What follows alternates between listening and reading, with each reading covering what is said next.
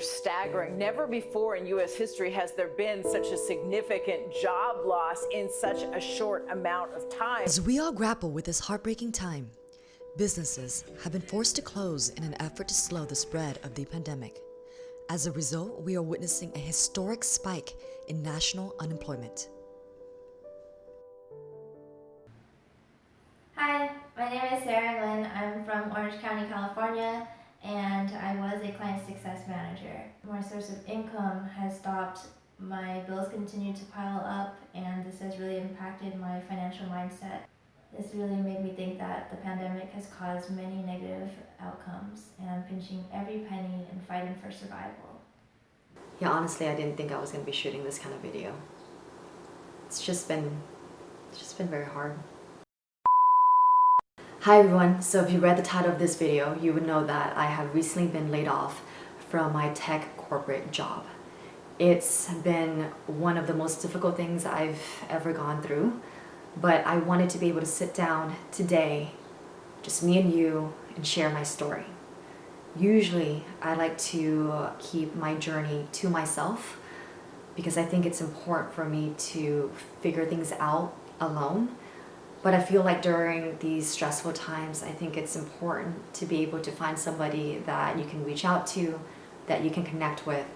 And that's why I think it's now more important than ever for me to be able to just sit down and share my story with you.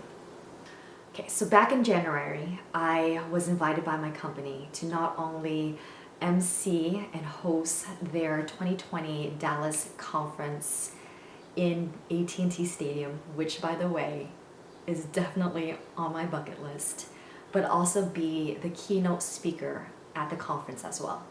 I remember the first time the director of marketing sent me the email, and I just freaked out because I was so excited. Literally at the beginning of this year, I wrote down in my little notebook that I wanted to be able to do more speaking engagements. And the way that the universe works has been just beautiful. I remember being so proud at the fact that I've been able to establish myself as a speaker, and I was excited to be able to meet industry leaders.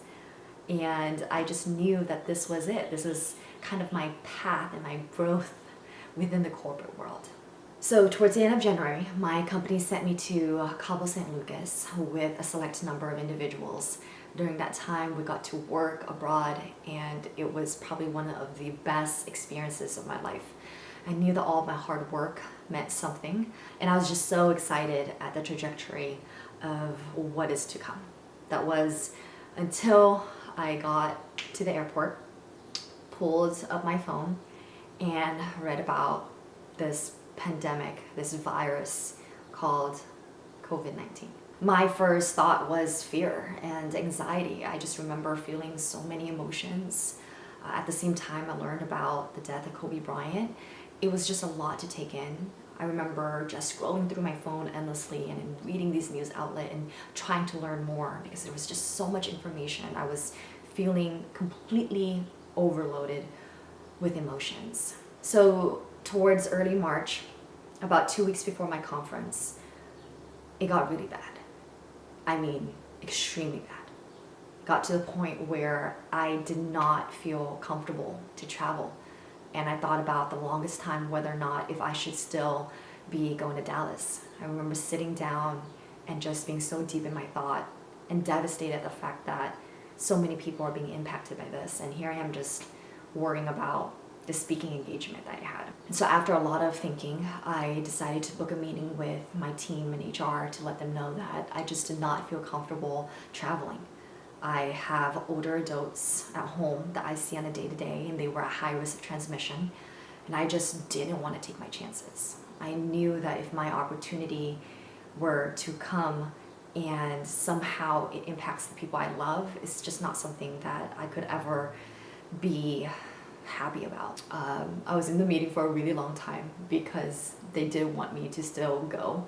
At that point, they mentioned that it wasn't anything too serious as of yet, and usually the population that's impacted by this are the older generation. But I did a lot of research.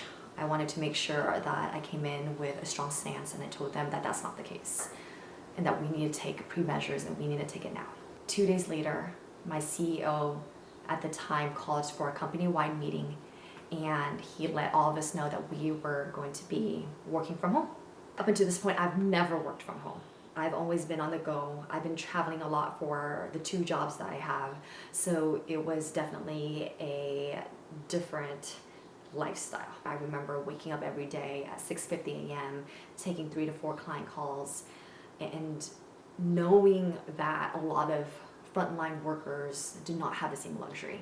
I did not want to complain.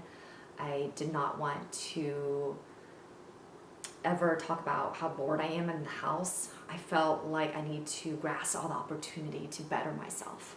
And with that comes serving my clients. As you know, the wedding industry and the events industry in general across all sectors has been heavily impacted by this. That means that I am not booking anything. There are no brides and grooms that are feeling confident when it comes to having their wedding, when they are thinking about postponement or rescheduling and reaching out to their friends and family. Not only has this hit me in my side business, I in turn felt a sense of social responsibility to be able to do good, reach out to a lot of my clients, and to make sure that I am at the top of my game, more now than ever. So I usually talk a lot about my role in the weddings and event industry, but I don't really talk about my corporate life as much. And that's because it's another part of me. It's a part of me that I don't really share too often, but I do work with very large enterprises, specifically those within the healthcare realms. And so I thought that being busy more now than ever, you know, this couldn't have been a better time for me to really serve my clients, especially the ones who are giving back and being at the front line every day.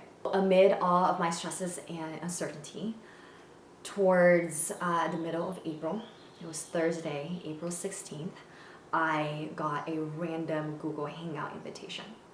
It was really weird in the sense that it was just me on the invitation along with my immediate supervisor as well as human resources.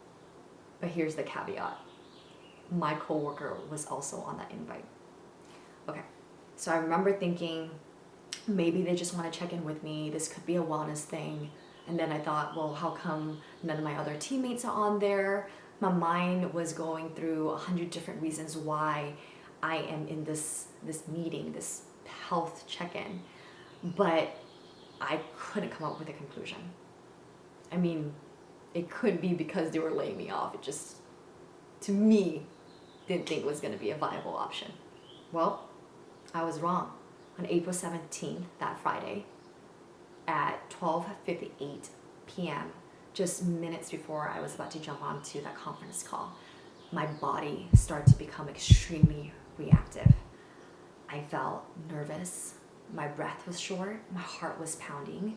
My body has a way of responding to certain environment changes, and deep down I knew something was wrong. And of course, as soon as I got onto that call, they told me that both my coworker and I were to be laid off along with 6 other individuals due to the financial and economical impact that is COVID-19. My initial response was silence. I didn't know what to think of it. I didn't understand why this was happening to me. Just as with anybody who's going through a major change in their life, there's that initial feeling of shock. And so I asked them, what is the basis of criteria for them to choose to, and quote, this is the word they use, eliminate me. And they said it was based on a few factors: performance appraisals, attendance, education, seniority. And then I said, well, if that is the criteria, then I definitely don't understand why it's me. Only because I've had perfect attendance across all my internal and external meetings, except for when I get double booked. I have always received outstanding recommendations from my clients. Just at the beginning of the year, I was promoted with a new senior title change. And the education part was what really got to me, because as you know, I am a proud USC Trojan. I just didn't understand it. And I remember asking a lot of questions and not receiving solid answers, and I knew that it was time for me to move on.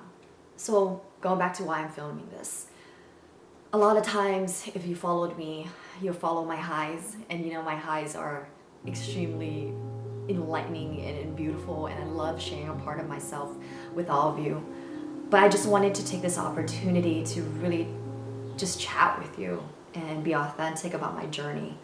And the truth is, my ass got kicked. The door slammed in my face. What is a wedding planner, a wedding MC, a wedding producer with no events to be booked? I mean, that's just the reality of it. For the longest time, I thought I was immune, you guys. Because in my head, I thought if you are a high producer, if you genuinely care about the work and mission that you do, if you continue to just generate so much ROI and results for the company, that's where stability comes in. But that's absolutely not the case. And so with that in mind, I'm sitting here and I've done a lot of healing. It's honestly still difficult thinking about a loss of income, of not just one stream, but two of the biggest streams, both in my side business, but also in my corporate venture. Financially speaking, it's gonna be hard.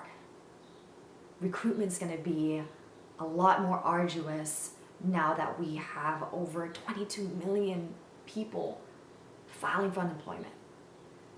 I actually filed the day of, and to this day, I still haven't heard back.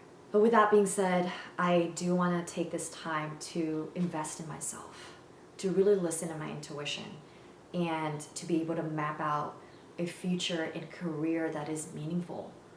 I know it's not going to be easy, but I also know that I'm not alone in this, and neither are you.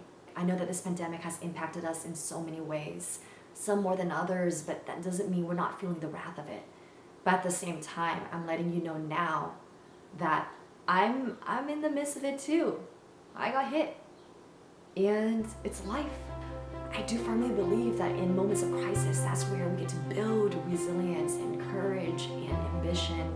This is the time for us to tap into that creative side and be able to do the things we say we will not do. And for me, it includes sitting down here recording this video, because let me tell you, for the longest time, I wanted to build up this YouTube channel to tell my story and hopefully have that resonate with a community. And now I have all the time in the world. With that being said, my name is Khanh, and thank you so much for taking the time to watch this. If you are my friend who has reached out to me and connected with me during this past couple of weeks, I am grateful for you. To all my clients who have sent me text messages, personal emails to share with me their sentiments, I love you all so much. And to all my new friends who somehow ended up watching this video until the end, thank you. Please subscribe. I'm going to hopefully be recording more videos that are a little bit more lighthearted. And yeah, as always, fight on.